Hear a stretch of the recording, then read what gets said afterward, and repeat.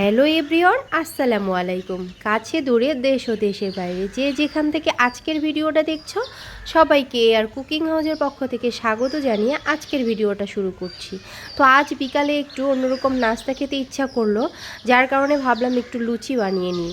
আর রান্না করা হচ্ছে হালিম ছিল, তো এর সাথে লুচি একটু বানিয়ে নিলাম। তো কিভাবে বানালাম তোমাদের সাথে সেটাই শেয়ার করতে চলে এসেছি।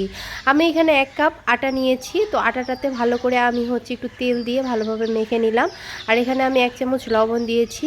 লবণ দিয়ে মেখে নেওয়ার পরে এখন আমি এখানে একটু হালকা কুসুম গরম পানি দিয়ে এটাকে ম্যাশ করে নিলাম। তো এই তো আমার মাখা হয়ে গিয়েছে ডোটা।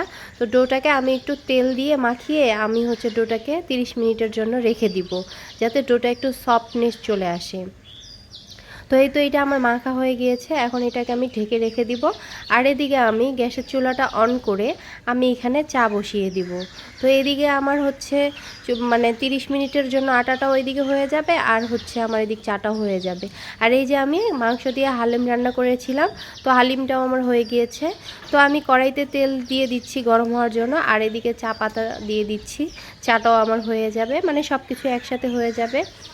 তো এই তো আমার 30 মিনিট পরে আমি চলে আসলাম। আটার খমিটা দেখো কতটা সুন্দর নরম আর সফট হয়েছে। এখন আমি এটাকে নেচি কেটে নিব। তো আমি এই তো নেচি কেটে নিচ্ছি একটা চাকুর সাহায্যে। তো আমি আমার যতটুকু প্রয়োজন সেইভাবেই আমি নেচিটা কেটে নিচ্ছি। তোমরা তোমাদের প্রয়োজন মতো নেচিটা কেটে নিও। তো এই তো আমি এইভাবে ঘুরিয়ে ঘুরিয়ে এটাকে ডো বানিয়ে নিচ্ছি। তো এই তো এখন আমি লুচিগুলো বেলে নিব। তো এখানে আমি একটু তেল দিয়ে ভালোভাবে লুচিগুলোকে বেলে নিচ্ছি। তো একবারে আমি লুচিগুলোকে বেলে নিয়ে আমি তেল যেহেতু গরম করতে দিয়ে দিয়েছি, এই জন্য আমি একবারে বেলে নিয়ে একবারে ভেজে নিব। তো এই তো এদিকে তেল গরম হয়ে গিয়েছে, আর আমি লুচিগুলো তেলে দিয়ে দিলাম। তো এইখানে লুচিগুলো তেলে দিয়ে দিচ্ছি, আর দেখো কত সুন্দর লুচিগুলো ফুলে উঠতেছে। তো এইটা ফুলে ওঠার কারণ একটাই, সেটা হলো লুচিগুলোকে আমি হালকা কুসুম গরম পানি দিয়ে আটার ডোটা মেখেছিলাম, যার কারণে। আর এখানে আমি একটু তেল দিয়েছিলাম। তো তেলটা অবশ্যই সয়াবিন তেল দিতে হবে। তো এই তো আমি আমার লুচিটা এত সুন্দর ফুলেছে দেখে খুব ভালো লাগলো, মাশাল্লাহ অনেক সুন্দর ফুলেছে। তো একে একে আমি এভাবে লুচিগুলো সবগুলো ভেজে নিব।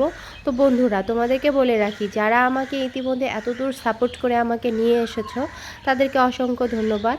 তো যারা আমার পেজটাকে সাপোর্ট করে আমার পেজটাকে এতদূর নিয়ে এসেছো, আমাকে ভালোবাসা দিয়েছো, সবাই আমার শুভেচ্ছা নিও, এবং আমাকে এইভাবেই ভালোবাসা দিয়ে সামনের দিনগুলোতে এইভাবে আমাকে এগিয়ে নিয়ে যাওয়ার জন্য সাহায্য করো। আর প্লিজ তোমরা পুরো ভিডিওটা দেখার চেষ্টা করো বন্ধুরা। তো এই তো একে একে সব লুচিগুলো আমি ভেজে নিচ্ছি। দেখতে পাচ্ছ এটা অনেক সুন্দর মাশাল্লাহ ফুলেছে। তো সবগুলোই মাশাল্লাহ ফুলেছিল লুচিগুলো। তো হালিম দিয়ে লুচি খেতে কিন্তু আসলেই অনেক ভালো লাগে। তো একে একে আমার সব লুচিগুলো ভাজা হয়ে গিয়েছে। তো এখন আমি একটু বাটিতে একটু হালিম নিয়ে নিচ্ছি। তো এই তো আমি বাটিতে হালিম নিয়ে নিচ্ছি, আমি লুচি দিয়ে এখন খাবো। আর বিকালবেলার নাস্তা হিসেবে কিন্তু এই লুচি আর হালিম অনেক মজার একটা নাস্তা। তো আমি এই তো লুচি নিয়ে নিলাম, আর এক বাটি হালিম নিয়ে নিলাম, আর এখানে আমি দুধ চা নিয়ে নিচ্ছি। তো তোমরা দেখতে পাচ্ছিলে আমি দুধ চা বসিয়ে দিয়েছিলাম। তো এই তো আমার নাস্তাগুলো সব রেডি হয়ে গিয়েছে, লুচির সাথে হালিম আর এর সাথে দুধের চা। এর উপরে কি আর কোনো নাস্তা হয় বিকালের? তো বন্ধুরা, আমি খেয়ে নিই। তো তোমাদের কাছে যদি ভিডিওটা ভালো লাগে থাকে অবশ্যই ভিডিওটা লাইক কমেন্ট শেয়ার করো।